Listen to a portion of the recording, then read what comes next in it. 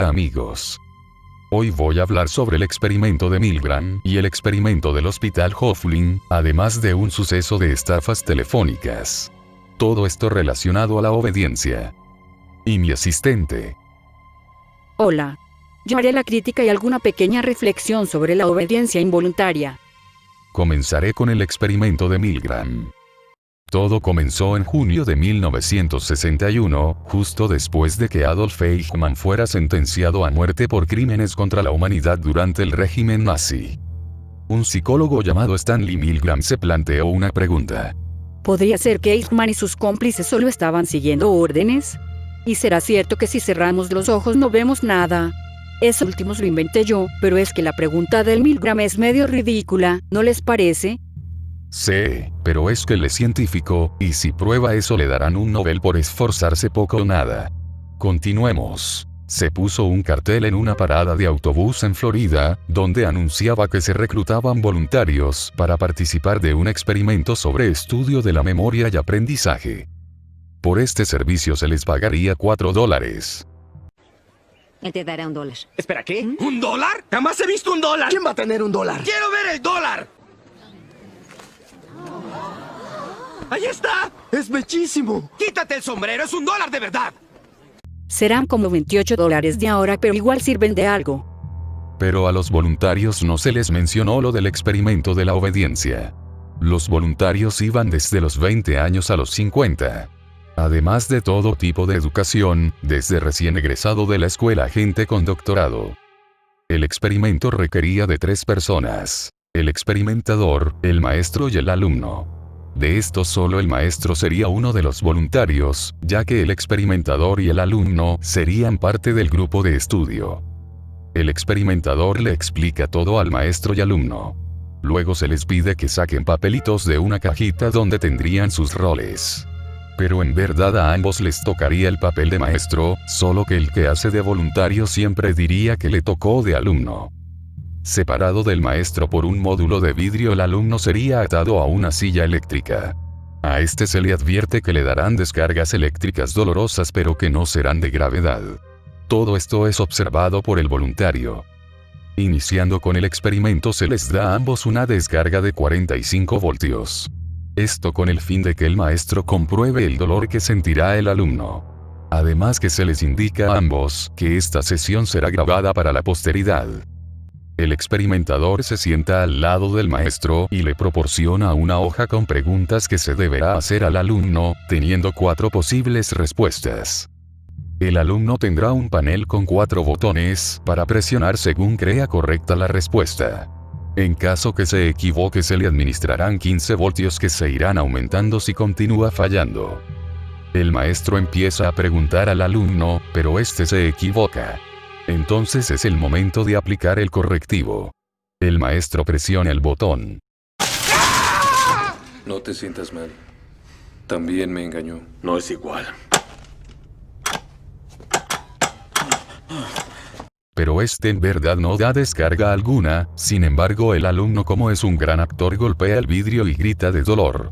Así aumentará el nivel de muestras de dolor, primero quejándose de alguna afección cardíaca y en última instancia fingirá que perdió el conocimiento.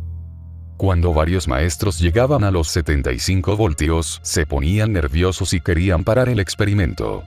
Pero el investigador con toda confianza les decía que continúen. Al llegar a los 135 voltios muchos maestros preguntaban el propósito de ese sistema, pero continuaban, asegurando que no se hacían responsables del resultado. En caso de que el maestro insistiera en que se debía parar, el investigador le decía que continuara, con tono y frase cada vez más severa. Hasta que, si en un último intento el maestro se negaba, el investigador daba por terminado el experimento.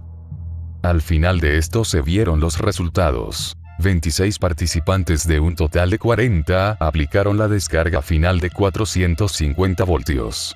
Varios se negaron a seguir, incluso ofrecieron devolver el dinero y así detener lo que habían empezado. Pero ninguno de los voluntarios se negó a seguir antes de llegar a los 300 voltios. Para que te des una idea de lo que supuestamente sentían los alumnos, las conexiones eléctricas de tu casa tienen 220 a 250 voltios, así que si no probaste el piquete de los agujeros, te recomiendo que no lo hagas, ya que es muy doloroso. Así finaliza este experimento. Ahora es el turno del experimento de Hofflin.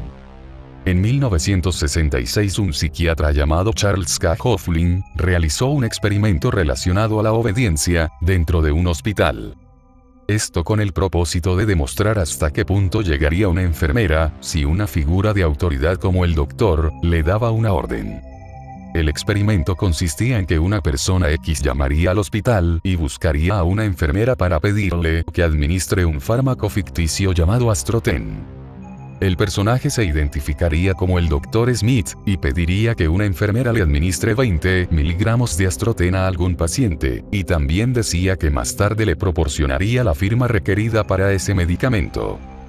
Antes debo decir que el frasco de Astroten tenía la indicación de administrar máximo 10 miligramos por día. Llegado el momento, la enfermera se dirigía a la sala del paciente. Si estaba dispuesta a administrar el fármaco, era detenida al instante, y así no podría lastimar al paciente. Concluido esto, el psiquiatra Charles K. vio los resultados.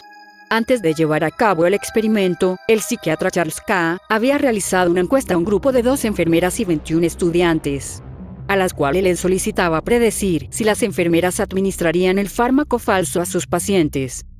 10 enfermeras y todas las estudiantes dijeron que no se administraría el fármaco. Pero contrario a lo que ellas pensaban, se descubrió que 21 de 22 enfermeras habrían administrado el medicamento. Estoy algo decepcionado. También se les dio un cuestionario y 21 de 22 respondieron que no harían caso al médico.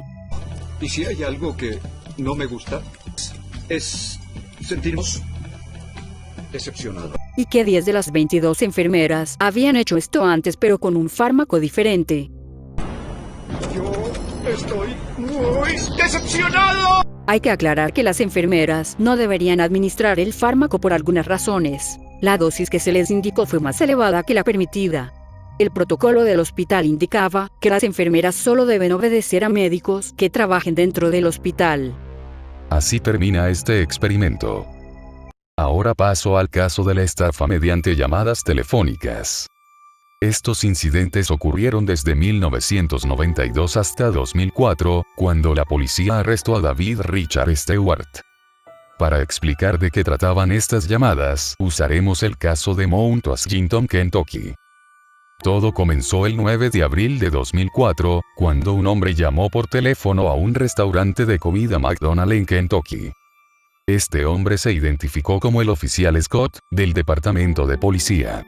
Al principio le indicó a la subgerente llamada Donna Somers, que una mujer blanca, de complexión delgada y de cabellera rubia era sospechosa de robo. Por lo que la subgerente Somers creyó que se trataba de una empleada llamada Louise Osborne, ya que la descripción encajaba con ella. El falso policía ordenó que se registrara a la sospechosa, ya que no había otro policía cerca. Se llevó a Osborne a una oficina del restaurante, donde se le ordenó quitarse toda la ropa. Así pasaron un rato en el lugar, pero la subgerente debía trabajar. Entonces el policía ordenó el relevo. Y Somers le pidió a Jason Bradley, un cocinero, que vigilara a Osborne. El policía le indicó a Bradley que describiera a Osborne totalmente desnuda, a lo cual este se negó. Así que Somers tuvo que llamar a su prometido, Walter Nix, al cual se le dio una serie de órdenes, que no se pueden ni deben describir por esta plataforma. Pero ahora con el reggaetón y la tecnología a la mano, ya se pueden imaginar lo que pasó ahí, durante 2 horas aproximadamente. Ya después Walter Nix tenía que abandonar el restaurante, no sin antes encontrar algún sustituto. Entonces Somers encontró a Thomas Sims, el encargado de mantenimiento del lugar, al cual se le asignó la tarea de vigilar a Osborne. Pero debido a las demandas del policía, Sims se negó a prestar su servicio. Con todo lo ocurrido, la subgerente Somers comenzó a sospechar. Entonces habló con el gerente. Tengo que aclarar que el policía le dijo a la subgerente Somers que ya se había comunicado con el gerente en primer lugar.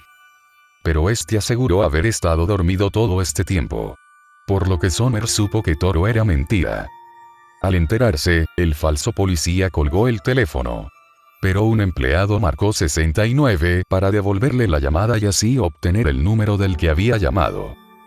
Ya con la verdadera policía en el restaurante, se liberó a Osborne y se arrestó a Nix por cargo de agresión sexual. Luego se inició la investigación y posteriormente arrestaron a David Richard Stewart. Pero fue liberado debido a que el jurado no encontró prueba suficiente de culpabilidad. Como este caso ocurrieron muchos parecidos, pero este fue el más relevante. Y así terminamos con este caso de estafa relacionado a la obediencia. Ahora doy paso a mi asistente para la crítica y reflexión. Finalizado el experimento de Milgram, los voluntarios agradecieron lo que pasó en el experimento. No entiendo por qué yo hubiera reaccionado diferente. Apártate, puto. Cada persona involucrada en estos experimentos y estafa tenía la voluntad para decidir lo que era correcto, pero dejaron que otros decidan. Ahora te hago la pregunta. Si te pondría en una situación similar a la de estas personas, ¿cómo sería tu respuesta? ¿Humillarías? ¿Lastimarías? ¿Podrías llegar a matar? No me respondas, respóndete. Gracias por ver. Para más información entra al internet y busca